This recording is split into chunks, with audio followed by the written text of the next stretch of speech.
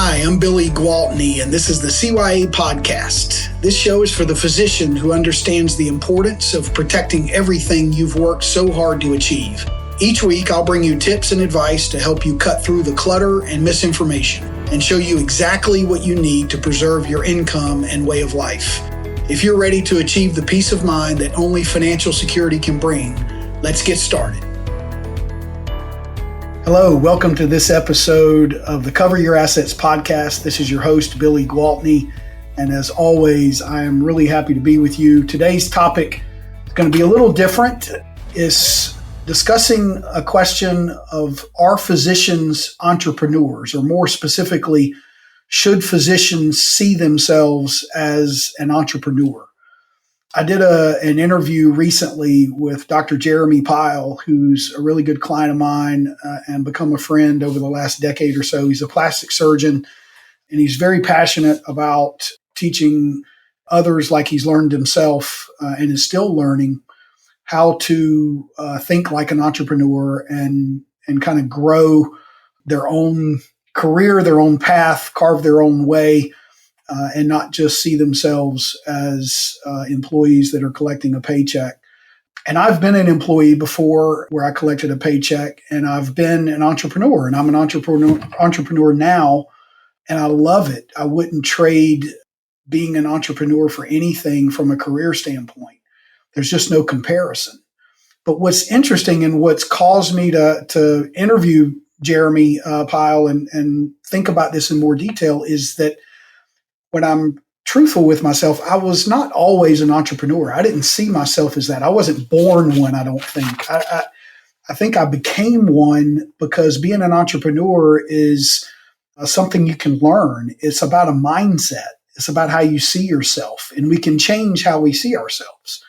I used to see myself as someone who just needed to put in my time through an employer to collect a paycheck. And so they had a role for me. I filled that role. I traded my time for the paycheck. Well, an entrepreneur is someone who trades that paycheck, some might call it security, for opportunity. So instead of collecting a paycheck and just relying on that and kind of counting on someone else to help make sure that my bills are paid, an entrepreneur sees it where, hey, I've got this opportunity. I see an opportunity, and that's what I want. And that opportunity is going to bring freedom. It's going to bring financial security. Eventually, there's risk associated with that. Hopefully, there's financial security, but that's where you take the chance. But where entrepreneurs thrive is in a setting where the marketplace has significant needs.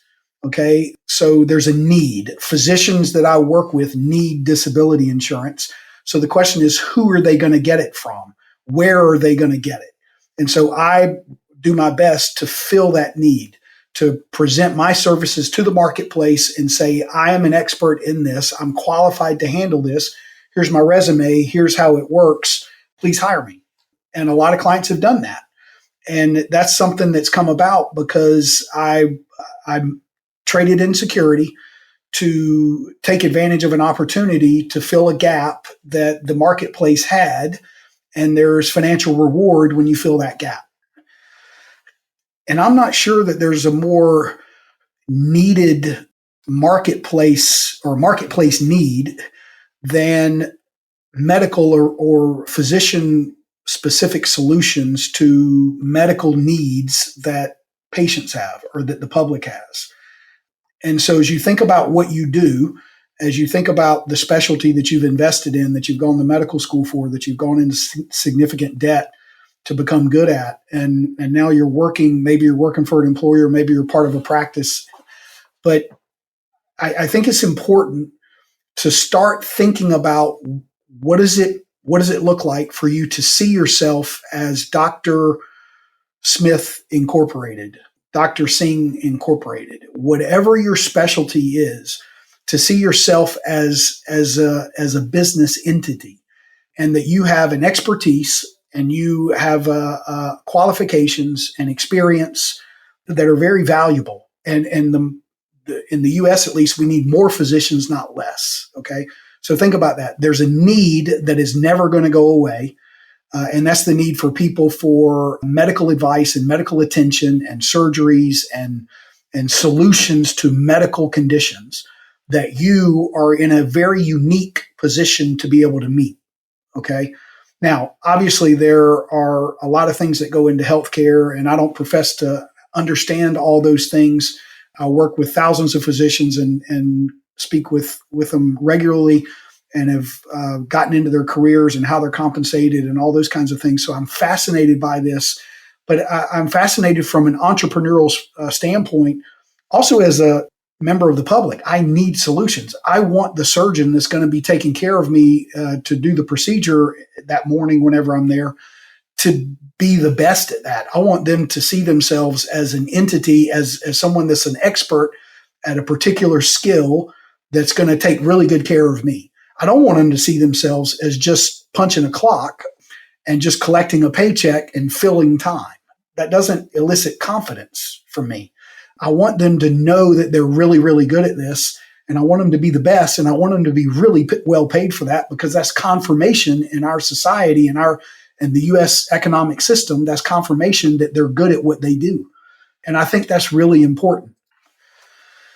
So I don't necessarily have solutions for this in this particular episode. I'm really kind of throwing out the question, do you see yourself as an entrepreneur? And I think it's common for certain specialties, maybe like plastic surgery. Jeremy, my friend and client, Jeremy Pyle, is a plastic surgeon. Maybe they can see themselves more as kind of setting up their own practice, hanging their own shingle. Dentists tend to operate that way to a certain degree. And maybe dermatologists, maybe ophthalmologists, maybe people that go into a town and join a practice. Maybe they're not part of a hospital system, and maybe it's a smaller practice, maybe it's a bigger practice, but they kind of build their practice as that town or city gets to know them. That's an entrepreneurial component to that. The better you get, the more you think that way, the more successful you're probably going to be. I just would be really interested to know how all of my clients see this.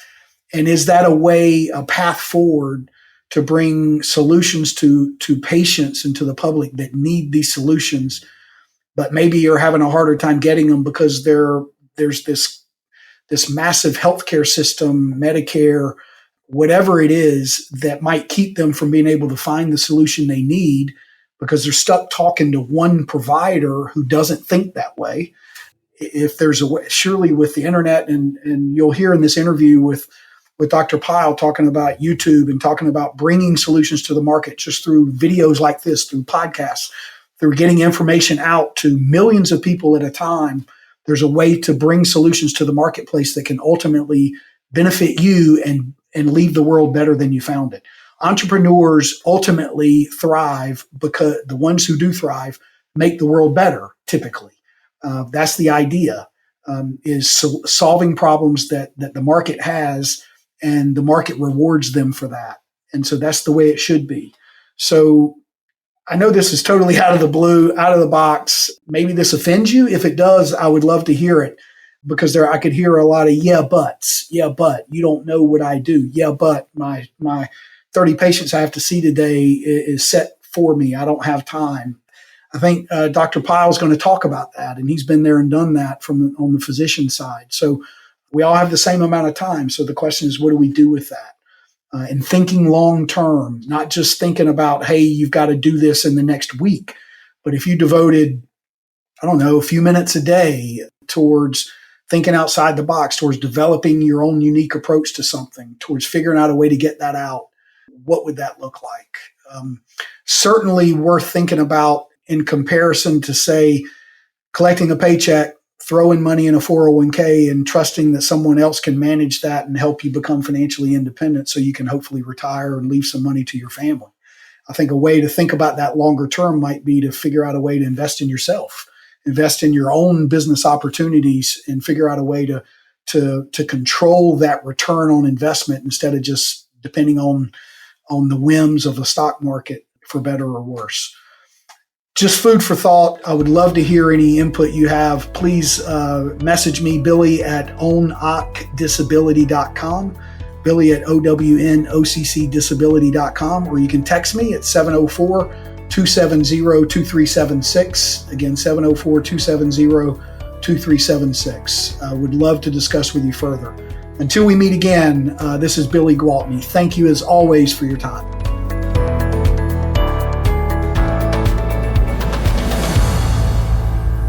This is thepodcastfactory.com.